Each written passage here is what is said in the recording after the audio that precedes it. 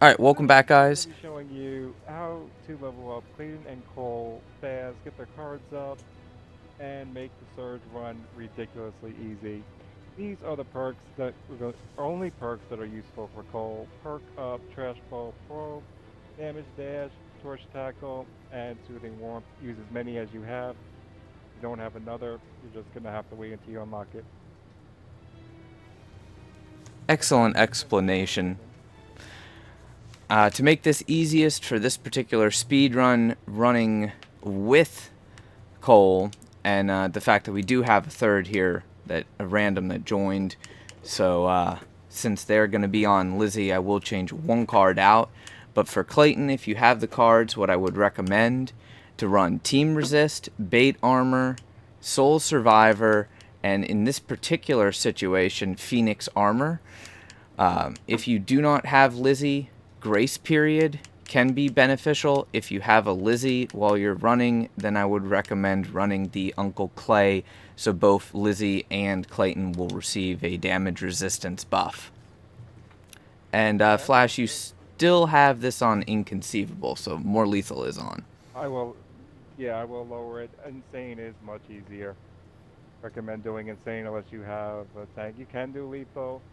Give it a go. See how your percent win ratio is. But insane doing this method is ridiculously easy, as you will see.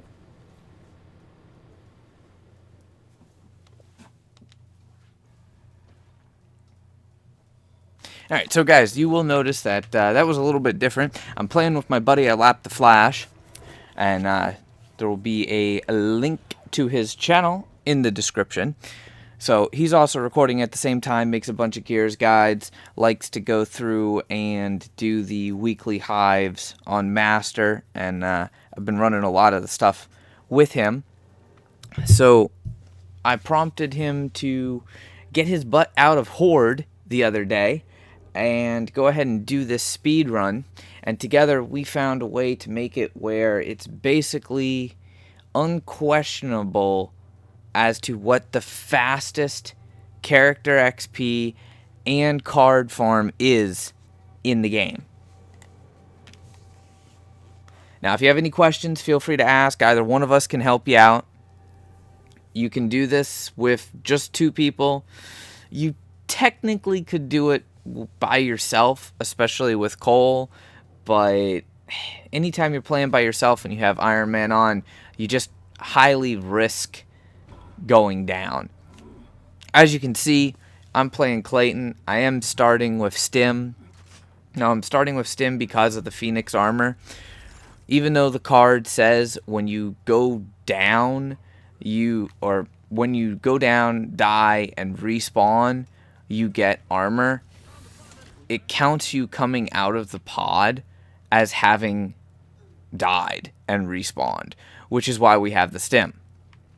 It's not really great, but normally I would have been pretty red right there. You can take about 1, 2 hammer burst rounds, sometimes all three, before that stim breaks, so it's pretty good. The random that was with us left, so unfortunately I do have the wrong card on. I don't have the whole grace period card. But what you want to do is run through this. If you need to stun a drone, that's fine. When you get your heavy shield up, you can pop your heavy shield. That's your reflective shell alt. Cole can basically run through and tackle almost every one of these enemies. The only thing you don't want to do as Cole is have the explosive tackle on, because you'll cause damage to your teammates. I kind of got in Cole's way there a little bit because I couldn't call out which side the drones were on, but it's all good. You get your alt back really quick because of the whole lone survivor. Now, I don't know if it was the coalition's intention or not, but lone survivor currently works regardless of how many people are actually alive. Once you get into this room, you'll be able to pick up the large stim. There are 3 stim crates, so everyone on the team can pick it up.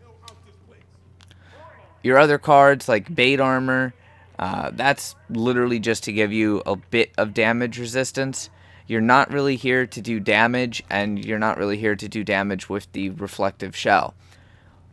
Of course, both of us will be posting build videos, so if you want to see the best builds for Cole immediately, go ahead and check out Flash's channel. If you want to see what I believe is the best build for Clayton, I'll have that posted within just a couple days. But the speed run's basically the same.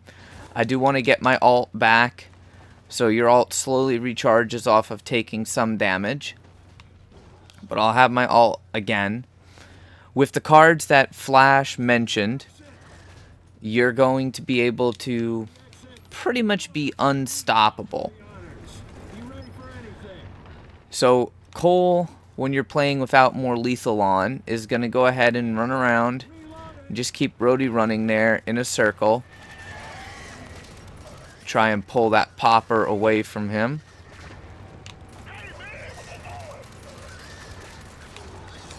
I'll use my ability to give him that 85% resistance. If he wants to, he can run out the door. It's entirely up to him. Otherwise, as long as Clayton or the third teammate is on this side of the door, you will get credit for escaping. Now, if you do not kill any enemies, with boost you get about 1700 character XP per run. With boost, you get about 1900 to 2000 character XP per run, as long as you kill at least one enemy. Even if it's just like a juvie, you're good. Then, of course, you get 4 skill cards, and it seems to be about a 50-50 ratio. You'll get like all greens and a blue, or purple, or you'll get like 2 purples and a legendary. It's 50-50 on what you get. You do get a lot of greens, but it's how fast you can do this.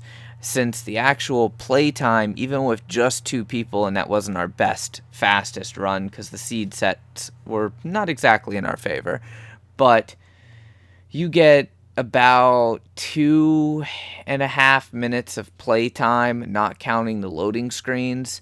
So depending on your connection and the connection of the people in your group, if you wanted to say worst case scenario, 4 minutes, maybe 4.5 minutes.